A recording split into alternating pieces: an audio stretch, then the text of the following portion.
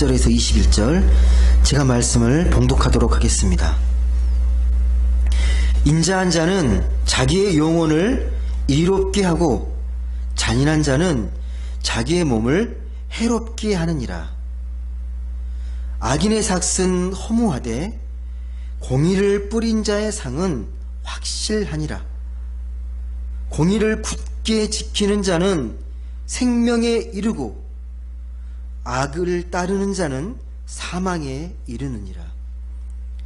마음이 굽은 자는 여호와께 미움을 받아도 행위가 온전한 자는 그의 기뻐하심을 받느니라. 악인은 피차 손을 잡을지라도 벌을 면하지 못할 것이나 의인의 자손은 구원을 얻으리라. 아멘. 오늘 말씀을 위해서 잠깐 기도하도록 하겠습니다. 사랑의 하나님, 오늘도 저희가 이렇게 온라인으로 예배하지만 그 어떤 시간보다 하나님을 깊이 만나고 하나님의 손길을 느끼며 성령 충만한 그런 복된 예배가 될 수 있도록 우리 각 가정 각 사람마다 찾아와 주시고 함께 해주셔서 하나님이 기뻐하시는, 하나님께 온전히 영광 돌리는 그런 예배 될 수 있도록 하나님 함께하여 주옵소서. 모든 걸 주께 맡겨드리며 사랑이 많으신 예수님의 이름으로 기도드립니다. 아멘. 예, 오늘 말씀은 이 잠언에 있는 말씀인데요. 잠언은 다른 말씀과 달리 독특한 특징이 있습니다. 어떤 격언이나 어떤 인생의 어떤 그 지혜가 담겨있는 이 지혜 문학으로 우리가 불리웁니다. 성문서라 그러는데요. 시편, 잠언, 전도서, 이게 성경에서 기록되어 있는 성문서, 지혜 문학에 속하는 하나님의 말씀입니다. 근데 잠언의 말씀을 읽어보면요, 좀 특징이 하나 있는데 잘 보시면 늘 말씀을 대비해서 이야기를 합니다. 대비해서. 예를 들면 오늘 읽었던 것처럼 인자한 자는 어떻고 잔인한 자는 어떻고, 이 대비를 합니다. 또 악인은 어떻고 공의를 행한 자는 어떻고, 마음이 굽은 자는 어떻고 여호와의 미움을 받는 자, 마음이 굽은 자는 어떻고 행위가 온전한 자는 어떻고, 이렇게 대비를 하면서 선명하게 그런 말씀과 반대되는 선인과 악인, 이 대비를 시켜서 말씀의 그 분명한 뜻을 보여줍니다.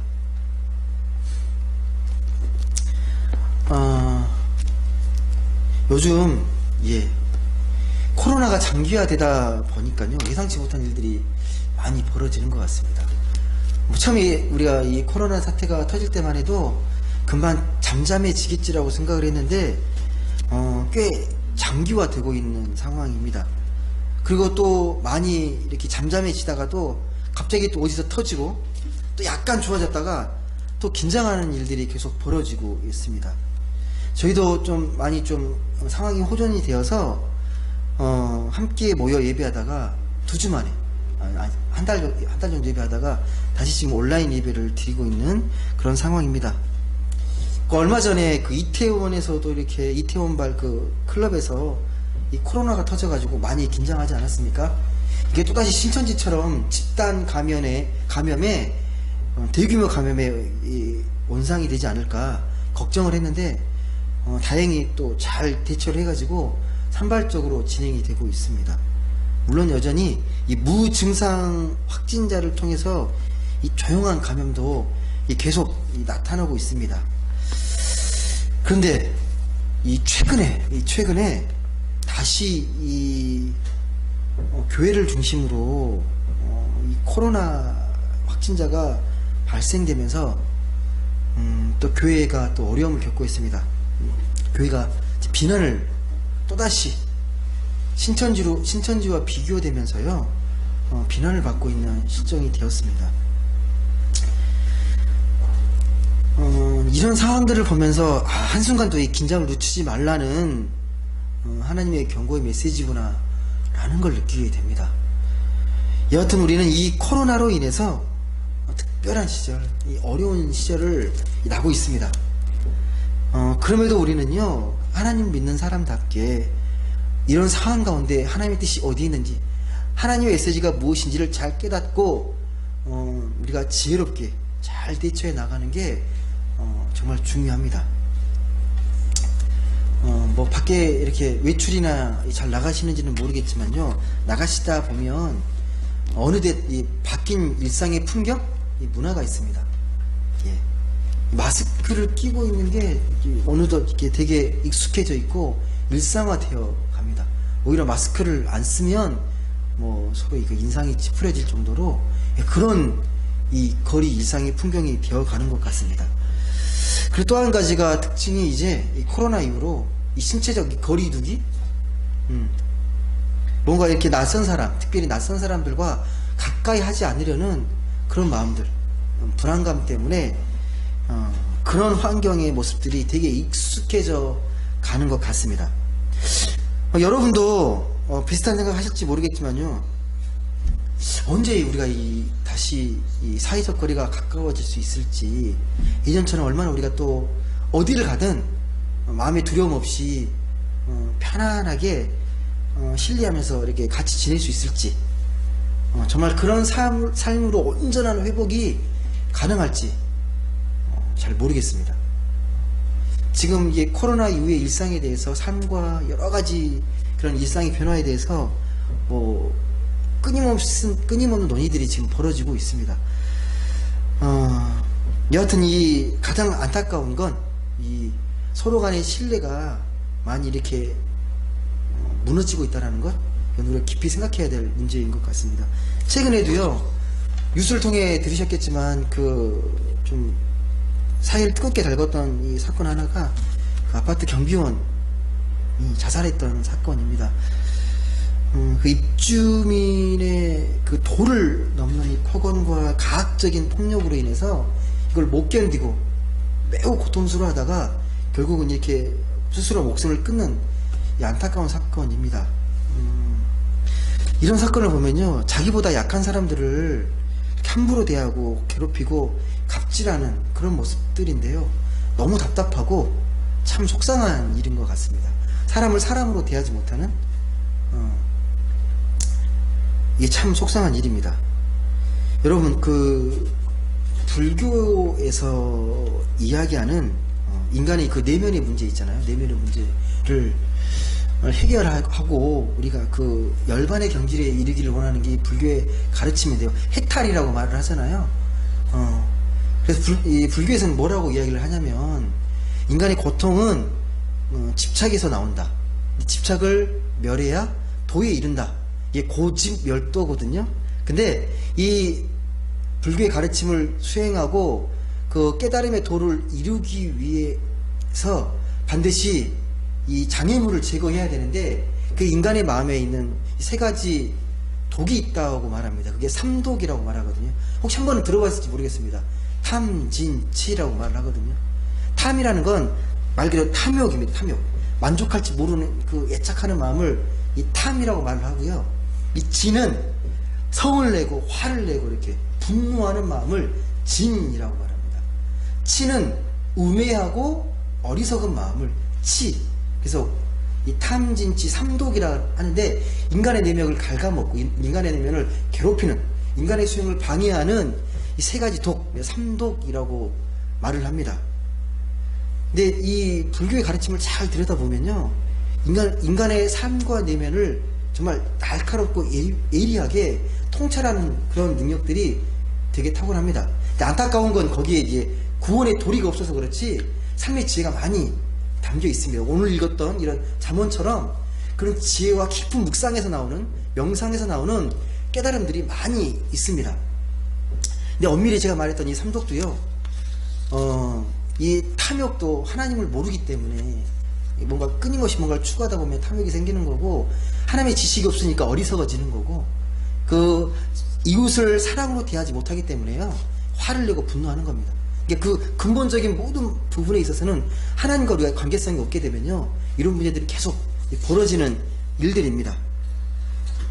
여러분, 우리가 어떻게 보면 이웃으로 대하지 못하고 이렇게 어떤 경비원이 사람을 무시하고 갑질을 하는 이유는요, 같은 인격으로, 같은 영혼으로 바라보지 못하기 때문에, 그리고 우리 사회가 우리가 이 함께 동역하고 동반자로 여기기보다 이 경쟁자로 여기기 때문에 이런 일들은 끊임없이 벌어집니다.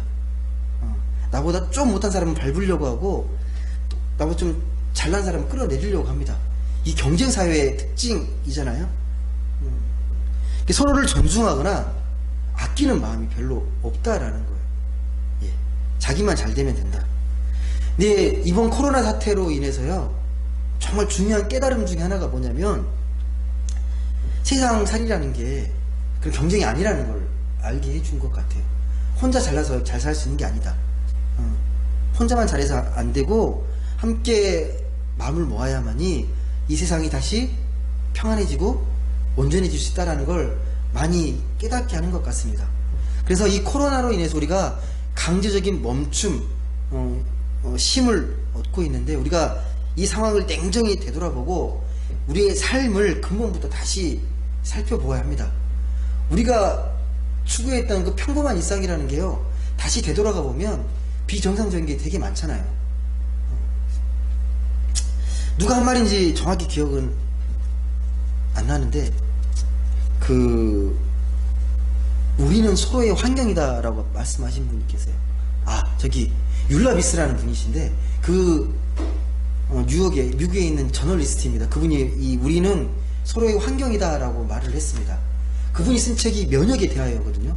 이게 꽤 6년 전인가 7년 전에 쓴 책인데 지금 너무나도 맞는, 우리 상황과 딱 잘 맞는 그런 이야기들이, 그런 담론들이 많이 나와 있는 책입니다. 거기서 이야기하는 게 다른 게 아니라 우리가 누군가에게 좋은 환경이 되어주는 게 그게 이웃사랑이라는 거예요. 이웃에 대한 존중, 이해와 사랑, 이게 우리가 좋은 환경이 되어주는 건데 이것이 없게 되면 세상은 온통 자기 욕망을 추구하기 위한 욕망의 바다가 되어버린다고 그렇게 이야기합니다.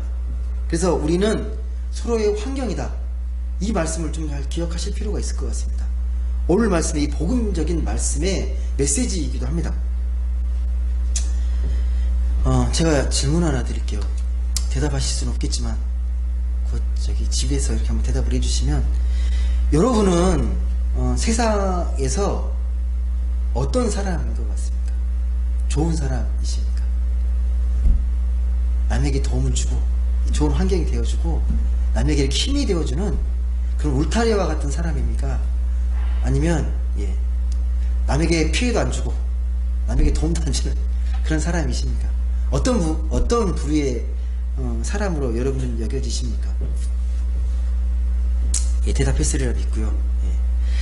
누구나 여러분 근데요, 좋은 평판을 듣고 싶어 하거든요. 내 자신에 대해서 좋은 사람이라는 말을 듣고 싶어 합니다. 야, 너 참 좋은 사람이다. 야, 너 정말 잘한다. 너 정말 괜찮은 사람이야. 누구나 이런 말을 듣고 싶어 합니다. 비난하면 싫어하죠. 비난하면. 가끔씩 이렇게 나에 대해서 솔직하게 이야기해봐. 괜찮으니까. 나의 단점이 뭐냐? 라고 물어봤을 때 솔직하게 대답하면요, 속상해하고 되게 화를 내는 표현을 보게 돼요. 아무리 그게 맞는 말이어도요, 우리 인간의 이 본성상 나쁜 말 들으면 되게 마음이 괴로워지고 싫어합니다. 여러분, 근데 우리가 평판에 지나치게 민감할 필요는 없겠지만 완전 초연하게 세상 평판에 전혀 영향을 받지 않는 것, 이것도 불가능합니다.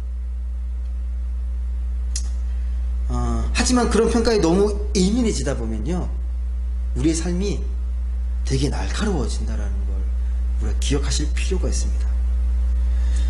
여러분, 그래서 우리가 세상을 살아가면서 남의 이야기도 듣고 평판을 듣게 되는데, 이런 것에 좀 더 자유로워지려면요, 반드시 필요한 게 있습니다. 뭐일까요? 네 자신을 좀 제대로 알고 내 삶의 주체가 되는 건데요. 무슨 말이냐면, 이런 질문을 좀 자꾸 던져 보셔야 돼요. 나는 내 모습이 진짜 나인가? 나의 모습으로, 나의 어떤 고유한 이 색깔로 살고 있는가? 이게 나의 소신대로, 내가 정말 믿는 대로, 내가 확신하는 대로 그런 믿음으로 살고 있는가? 남이 나를 보는 그 시선으로 인해서 그 시선에 많은 에너지를 빼앗기고 거기에 내가 연극하면서 내 자신을 포기하며 살고 있지는 않은가? 내가 정말 하나님의 자녀로서 이 세상에서 나를 통해 나타내고 또 베풀기를 원하는 그런 하나님의 선물을 내가 정말 잘 이렇게 전달하고 있는가? 이런 질문들을 자꾸 드려보셔야 합니다.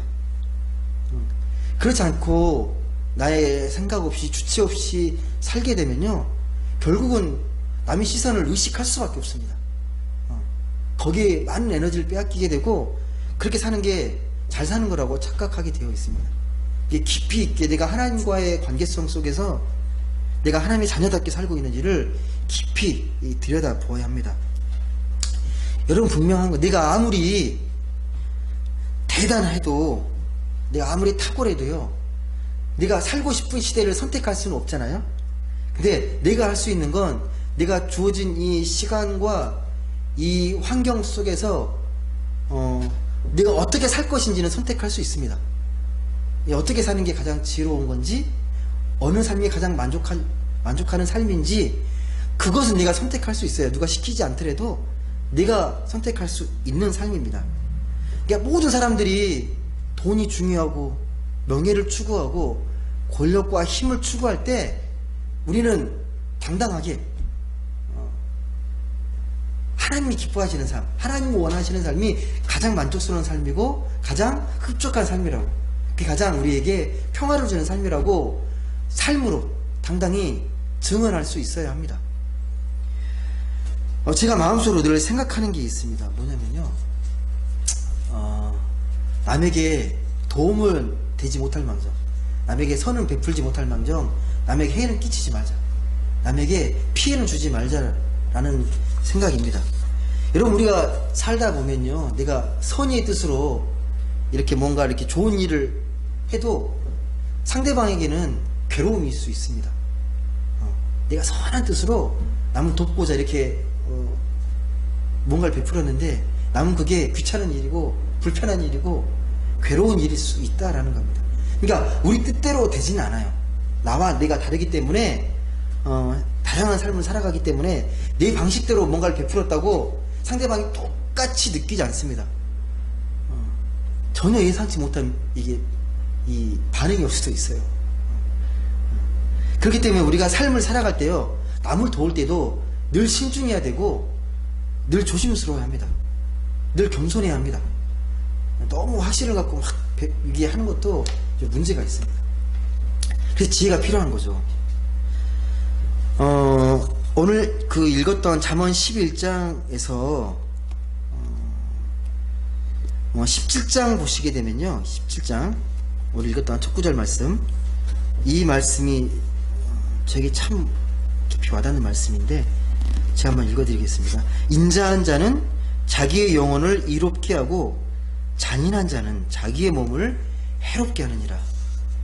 인자한 자와 잔인한 자를 비교하고 있고 대비시키고 있는데, 여러분, 인자라는 말 있잖아요. 인자라는 말은 히브리어로 헤세드라는 말입니다. 혹시 한번 들어보셨는지 모르겠는데, 헤세드, 제가 성경에서 정말 좋아하는 단어입니다. 히브리어 말 중에 헤세드, 하나님의 자비라는 말을 되게 좋아합니다. 괜히 그 히브리어로 이 헤세드라는 말을 딱 듣게 되잖아요.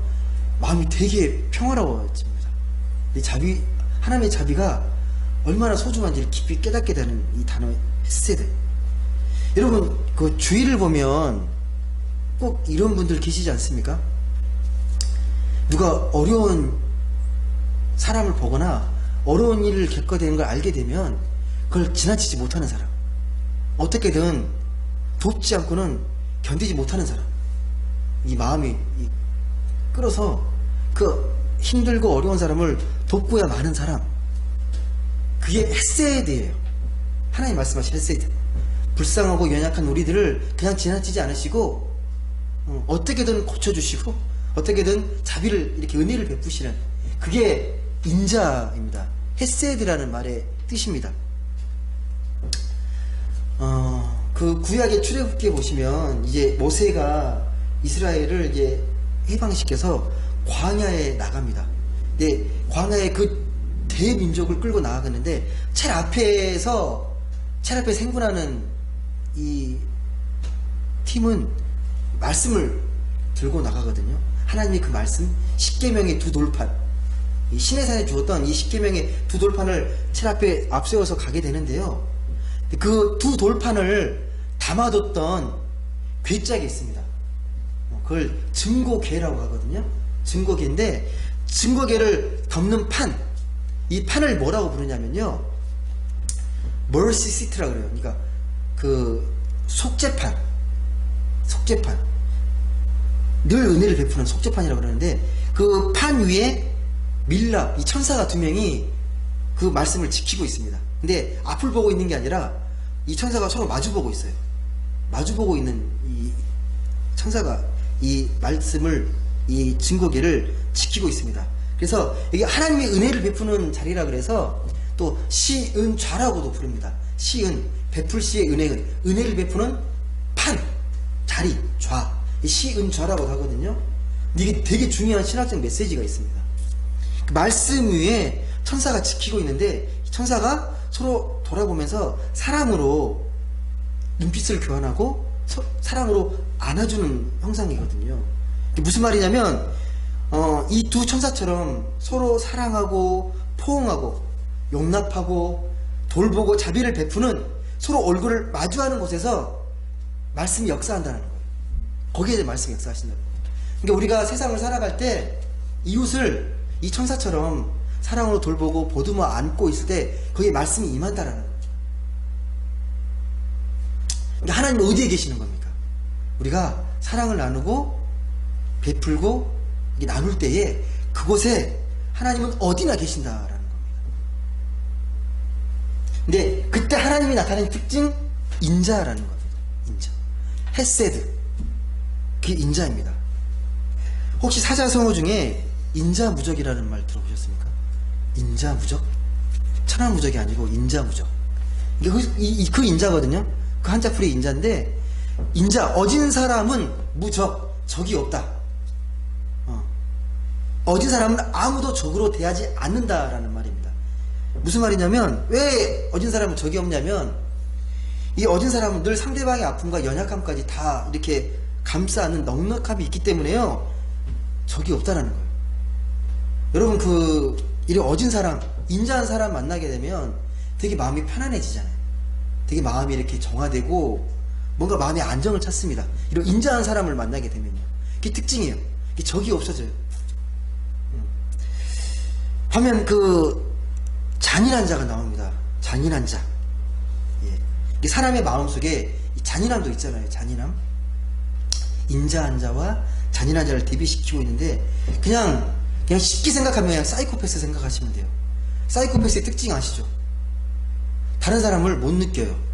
다른 사람의 감정을 인간의 감정으로 못 느낍니다. 남을 괴롭히고 뭐 이렇게 살인까지 했는데도 죄책감이 없습니다.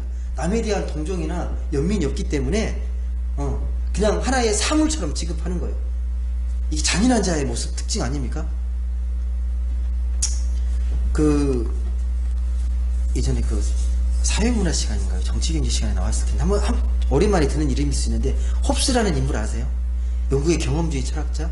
그 홉스가 이야기했던 게 뭐냐면요, 인간을 정의하는데, 인간은 자연 상태에 내버려두면 동물과 똑같다고 말을 해요. 동물과 같은 본능적인 존재다. 그래서 그냥 그대로 내버려두면 서로를 적으로 대해서 자기 욕망을 채우려고 아수라장이 된다. 그래서 그걸 좀 고상한 말로 인간은 인간에 대해 늑대다라고 표현하잖아요. 인간은 인간에 대해 늑대다. 그래서 이런 질서를 잡고 우리가 서로 평화롭게 살려면 서로 계약하고 살아야 돼. 사회적으로 계약하고 살아야 된다. 이게 사회 계약설이잖아요. 사회 계약론. 그리고 그걸 지키기 위해서는 심판자, 국가가 필요하다. 이게 이 사회 계약론입니다. 그런데 여기서도 말하는 게 뭐냐면, 다른 사람들의 입장을 헤아리고 배려하는 능력이 없다라는 거잖아요. 우리가 그 마음을 느끼지 못하면 본능적으로 잔인한 마음이 더 강하게 든다라는 거죠. 이 잔인한 사람의 특징은 뭐냐면, 여하튼 간에 다른 사람의 입장을 헤아리고 배려하는 능력이 없습니다. 그러니까 요즘 말로 하면 이 공감 능력이 떨어지는 거죠. 부족한 거죠. 공감력이 부족하다. 여러분 혹시 이 동의한다, 이 공감한다, 이 차이 아십니까? 동의와 공감의 차이? 누군가 말이 뭐 동의한다라는 말도 쓰기도 하고, 때는 나 공감해라고 말을 하잖아요. 이 동의한다는 말은요, 엄밀히 말해서 서로가 같다라는 게 내포되어 있습니다. 동질적이다, 같다. 이게 서로 같으면, 마음의 생각이 같으면, 니랑 나 뜻이 같을 때 네 말이 동의해라는 말을 쓰잖아요. 그러니까 우리도 만날 때 보면 서로 뜻이 맞는 사람끼리 만나서 이렇게 잘 지내려고 하잖아요. 뜻이 다르면 되게 힘들어지니까 그때 쓰는 말이 동의한다라는 말입니다. 근데 공감은 달라요. 이질적인 게 전제가 됩니다. 그러니까 우리가 삶의 방식이 다르고 색깔이 다르고 생각이 달라요. 동의하는 게 쉽지 않습니다. 어렵습니다. 근데 이런 인자한 사람들, 남의 마음을 깊이 헤아리는 사람은 그때 공감 능력이 탁월한 사람이라고 해요. 그러니까 나랑 뭐 모습이 다른데 누군가의 삶과 이야기를 듣고 너 그 마음 깊이 공감한다고 말을 하는 거죠. 공감한다. 그러니까 우리에게 필요한 게 공감 능력이에요. 나와 다른 사람에 대해서 공감할 수 있는 능력, 그게 인자한 사람의 특징입니다. 이웃을 정말 우리가 나와 다른 사람이 아니라 소중한 영혼으로 공감할 때, 그때서야 비로소 우리의 평화가 찾아옵니다. 평화가 찾아옵니다. 그래서 우리가 살아갈 때 우리가 나와 생각이 뜻이 다르다고 자꾸 동의를 구하는 건 폭력이에요. 그대로 인정해 주셔야 돼요. 하지만 잔인한 사람의 특징은 자꾸 동의를 구하는 거죠. 자꾸 동의. 나의 뜻을 따르라고. 자기가 맞다고.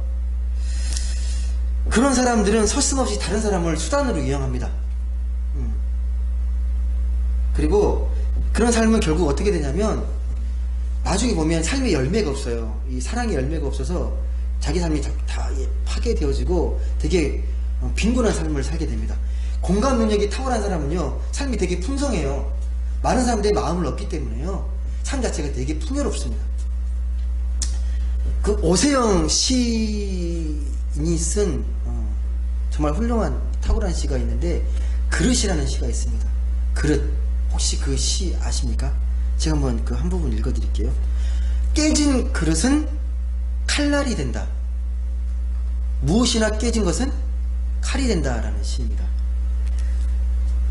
느낌이 오시나요? 깨진 건 칼날이 된다. 네? 무엇이나 깨진 것은 칼이 된다. 여러분, 우리 마음에 적용해 보십시오. 우리 마음도 마찬가지 아닙니까? 마음이 깨지면요, 날카로워지잖아요. 날카로운 칼날이 됩니다. 그 날카롭게 깨진 마음이 옆에 있는 사람을 자꾸 찔러서 상처를 입히잖아요. 그런데 더 중요한 건 자기 마음도 상처내고 자기 마음을 상하게 한다는 거예요. 그게 오늘 말씀에 나온 잔인한 자는 자기 몸을 해롭게 한다랑 똑같은 말입니다. 자기 마음을 해롭게 한다. 왜 그렇습니까? 잘 생각해 보시면요, 이 남을 아프게 하려면 자기 마음을 뾰족하게 만들어야 되잖아요. 이렇게 뾰족하게 만들면서 자기 몸도 해치는 거예요. 자기 몸도 상하게 하는 겁니다. 몸만 상하는 게 아니라 마음까지 상하게 합니다. 여러분, 이어서 18절과 19절을 보게 되면 악인과 이 공의에 대해서 이야기하고 있는, 악인의 삶, 또 공의로운 삶을 사는 사람의 그걸 대비시키면서 어떤 삶이 되는지 그 운명을 이야기합니다. 악인의 삭과 공의를 뿌린 자의 그 운명. 한번 18절 19절 제가 한번 읽어드리겠습니다. 한번 같이 보겠습니다. 악인의 삭은 허무하되 공의를 뿌린 자의 상은 확실하니라. 공의를 굳게 지키는 자는 생명에 이르고 악을 따르는 자는 사막에 이르느니라. 그러니까 악하게 살면, 잔인하게 살면 사망에 이르게 되고 삶이 허무하다는 거예요. 그런데 공의로운 사람은요, 공의를 굳게 지키는 자는요, 상을 받게 되는데 생명의 상을 받게 된다는 거예요. 여러분 어떠세요? 여러분 열심히 살고 계시죠? 매일매일 매 순간순간 악인의 마음으로 열심히 사십니까? 이 공의로운 마음으로 열심히 살고 계십니까? 우리 보통 밖에서 여러 가지 우리가 삶을 하다 보면 이 관계라는 게 여러 가지 얽히잖아요. 얽히는데 보통 복잡한 일에 얽히는 걸 다 싫어합니다. 복잡한 일에 얽히는 걸. 그래서 그 남들에게 자기 입장을 분명히 드러내지 않을 때가 있어요. 괜히 말하면 괜히 시끄럽고 괜히 또 해명해야 되고 괜히 또 이렇게 또 여러 가지로 또 귀찮아진 일이 많이 생기니까 복잡한 상황에 대해서 입을 닫고 침묵합니다. 그런데 반대로 이 좀 자기 주장이 강하고 이 목소리 높은 사람은요 자기 주장을 막 이야기하거든요. 강하게 막 이야기합니다. 세상의 이 편견과 그릇된 확신으로 이렇게 막 이야기를 하는 거죠. 근데 그런 사람들 앞에 우리는 어떻게 대응합니까? 그냥 침묵하잖아요. 왜? 목소리 높으면 이긴다고. 예. 그냥 그에 꼬이는 게 싫어가지고 그냥 그걸 그냥 묵인하고 넘어갈 때가 있습니다. 여러분 근데요 이 선한 사람의 침묵은요 악을 번성케 합니다. 예. 일말에 책임이 있어요. 뭔가 정의로운 소리를 자꾸 내지 않게 되면요 악인의 소리가 점점점 커져갑니다. 이게 세상의 현실이에요. 이게 악한 사람의 특징은요 되게 부지런하고 열심히 이거 자기 소리를 강하게 돼요. 강하게 됩니다. 근데 대다수의 평범한 사람들은요 듣고 있거나 그냥 침묵합니다. 근데 그 결과로 인해서 세상이 많이 악해지는 것 일종의 우리 책임도 있습니다. 예. 내가 혹시 뭐 손해볼까봐 내가 어려운 일이 생길까봐 그런 일에 자꾸 안 끼어들려고 하잖아요. 근데 악한 사람들은 무지한데 부지런하고 용감하기가 하잖아요. 그래서 위험한 거잖아요. 욥기 말씀에 그 소두에 보게 되면 한 장면이 나오는데 어떤 장면이 나오냐면요 하나님이 사탄에게 물어요. 너 어딜 갔다가 그렇게 오는 길이냐 라고 말하니까 사탄이 이렇게 말합니다. 땅을 이리저리 돌아다니고 오는 길입니다. 둘러서 이게 살피고 온다는 거예요. 사탄이 이렇게 부지런합니다. 어디 한 곳 빈틈이 없는지 두루두루 살피면서 간섭하고 다닌다는 거예요. 이 악인의 열심이 좋은 결과를 낳지 않는다는 것. 예, 분별력 없는 열심, 자기 욕망을 최우선으로 삼는 열심은 여러분 남을 해치게 됩니다. 오늘 말씀에 보시게 되면 이 잠언의 말씀을 보게 되면 악인이 거두어들일 이 삭은 허무함이라고 사망이라고 단호하게 말을 합니다. 반대로 공의로운 사람, 공의를 굳게 지키는 자는 상을 주신다, 생명을 주신다고 우리에게 약속하고 계십니다. 여러분 우리 인생은요 때로 슬플 때도 많고 외로울 때도 있고 고통스럽고 뭐 답답할 때 길을 잃은 것처럼 그럴 때가 참 많습니다. 그럴 때 우리가 너무 염려하지 마시길 바랍니다. 우리가 그때 기도하잖아요. 하나님 앞이 안 보인다고 그 길을 좀 열어달라고. 근데 그렇게 말씀을 갖고 기도를 하게 되면 눈앞이 확하게 이게 선명하게 이렇게 뭐 이 내비게이션처럼 길을 보여주시는 게 아닙니다. 하나님 그렇게 나타나지 않습니다. 근데 기도하게 되면요 마음이 두렵고 불안할 때 마음이 평안을 주세요. 내가 아무리 어둡고 이렇게 힘겹게 걸어가고 있더라도 하나님 나와 함께 하시는구나, 나와 동행하고 계시는구나, 그 확신 가운데서 그 길을 걷게 합니다. 정말 많은 믿는 사람들이 다 그 고백하는 기도가 그거잖아요. 그 상담 중에도 그런 고백이 되게 많거든요. 제발 하나님이 나에게 내가 어떻게 살았으면 좋을지 좀 길을 좀 확실하게 정확하게 보여줬으면 좋겠다, GPS처럼 정확히 그 지점 탁 찍어줬으면 좋겠다라고 그렇게 말하는 분들이 계십니다. 다시 말씀드리지만 하나님 그렇게 임하지 않으십니다. 아마 확실히 보여주면 하나님 안 믿으실걸요. 이 다 알기 때문에 예, 되게 교만해질 수 있습니다. 예, 늘 겸손하게 하나님 나에게 비춰주신 것만큼 한 걸음 한 걸음 주님 손잡고 걸어가는 거예요. 비춰주신 만큼 그 빛을 향해서 나아가는 겁니다. 세상을 보면요 열심히 살다가 갑자기 길을 잃고 방황하고 헤매는 분들이 계십니다. 삶의 목적을 잃었을 때. 근데 그런 영혼의 허무, 이 불안, 그것을 해소할 수 있는 길은요 말씀이 있습니다. 공의롭게 살아가는 것, 말씀을 지키며 살아가는 것이 내 영혼을 가장 든든하게 하는 것입니다. 그러니까 뭔가 선택이 어려울 때요 그냥 말씀의 기준에 비춰서 공의롭게 살면 네 영혼이 든든해져요.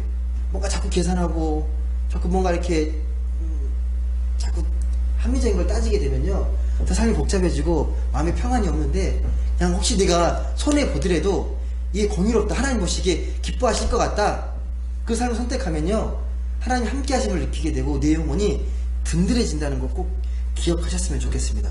그게 공의로운 삶이 주시는 평안의 선물입니다. 오늘 그 말씀의 그 마지막 부분 20절과 20절 말씀을 읽게 되면 또 중요한 말씀이 나오는데 한번 같이 읽어보겠습니다. 20절 21절 말씀 제가 한번 읽어드리겠습니다. 마음이 굽은 자는 여호와께 미움을 받아도 행위가 온전한 자는 그의 기뻐하심을 받느니라.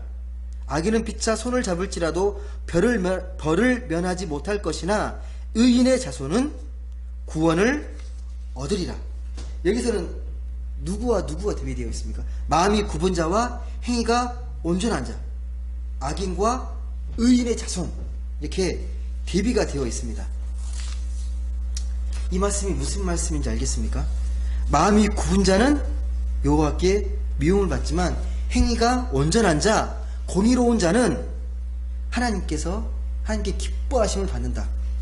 여러분, 계속 반복되는 말씀입니다. 지금 뭐 선인과 악인, 또 인자한 자, 잔인한 자, 공의를 굳게 지키는 자, 악을 따르는 자, 악인과 공의를 행하는 자, 이 모든 게 계속 반복되면서 말이 바뀌고 있는데, 여기서 마음이 굽은 자가 뭔지 아시겠습니까, 여러분? 마음이 굽은 자? 마음이 굽었다는 건 처음부터 마음이 굽은 건 아니겠죠? 마음이 바르게 서 있다가 점점점 굽어지는 거잖아요. 마음이 굽어지는 건데, 그게 오늘 말씀을 좀 통해서 살펴보게 되면요, 이 사사로운 욕심, 이 욕망에 사로잡혀서 점점 마음이 굽어지는 것. 그러니까 욕심을 따라 계속 살게 되면 그 마음이 습관이 생기게 되고, 그 마음의 습관이 그 삶의 허리가 굽어지는 것, 이게 마음이 굽어진 자라고 말을 하게 됩니다. 예를 들어서 우리가 주변에 보면 인색한 사람들 보면 여러분 어떤 게 느껴지십니까? 마음이 인색하고 남에게 베풀지 않고 그런 사람들 보면요, 어떤 사람처럼 많이 느껴지십니까?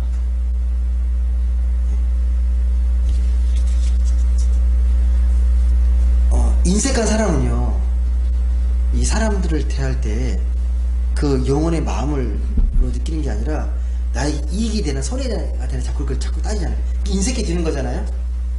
그러니까 다른 사람을 있는 그대로 보지 못하고 좋은 모습으로 보지 못합니다. 예, 그런 특징이 있습니다. 더 큰 문제는요, 자기가 인색한 사람인 걸 잘 모릅니다. 예, 자기 마음이 굽어 있다는 걸 잘 깨닫지 못합니다. 나이가 들수록 우리가 겸손해진다는 건요, 이 마음이 굽어지는 걸 피는 거거든요. 근데 나이가 들수록 자꾸 우리가 허리가 굽어지는 것처럼 이 삶의 허리가 자꾸 굽어져요. 굽어지면서 자꾸 하늘을 보는 게 아니라 땅을 보고 세상을 보게 돼요. 마음이 좁아지는 거죠. 그러니까 성숙한 신앙은요, 나이가 들수록 나의 부족함을 깨닫고 겸손하게 내 마음의 굽은 허리를 펴는 겁니다. 그래서 말도 조심하게 하게 되고 행동도 조심하게 하는 겁니다. 하지만 대부분 나이가 들수록 이 고집이 강해지죠. 이게 더 강고해지고요, 이게 확신으로 굳어져서 나이가 들수록 이 고치는 게 어렵습니다. 너무 확신이 강해졌어요. 여튼 그게 마음 굽은 사람의 특징입니다. 마음이 굽은 사람. 말씀을 맺겠습니다. 여러분, 세상이 갈수록 각박해지고 거칠고 험한 세상으로 보여지는, 우리가 그런 세상 속에 살아가고 있습니다. 하지만 우리는 이 참 사랑의 길, 거기로운 삶이 무엇인지를 보여주셨던 주님을 따라가는 삶을 이렇게 살아가는 사람들입니다. 주님은 우리에게 그래서 주님처럼 이웃에게 빛이 되라고, 등불이 되라고 우리에게 말씀하십니다. 작은 등불, 작은 불빛, 내가 있는 자리에서 작은 이 말씀의 빛, 진리의 빛을 켜고 세상을 환히 비춰보라고 그렇게 이야기합니다. 내가 있는 자리에서 작은 등불 하나를 밝히는 마음으로 살아가는 사람들이 예수를 믿는 사람들입니다. 그렇게 살다 보면요, 어느새 우리 그 굽어진 마음들이 조금씩 펴질 겁니다. 펴지면 펴질수록 우리 안에 이 감사와 기쁨이 점점점 더 커지게 되고, 이 마음이 펴질수록 이웃이 더 소중하게 여겨질 것입니다. 이런 코로나와 같은 우리가 암울한 위기의 시대를 살아가지만 하나님은 우리에게 이 세상을 새롭게 바라보기를 원하십니다. 또 우리를 통해서 하나님이 기뻐하시는 새로운 세상으로 창조하기를 원하십니다. 그런 삶을 살아갈 수 있도록 성령께서 우리를 능력을, 힘을 부어 주십니다. 부디 우리는 이 참 사랑과 공의의 삶을 살아가셨던 그 예수님의 마음으로 매일매일을 주님이 기뻐하시는 이 공의를 실천하고 사랑을 나누는 그런 삶의 자리로 나아가시면 좋겠습니다.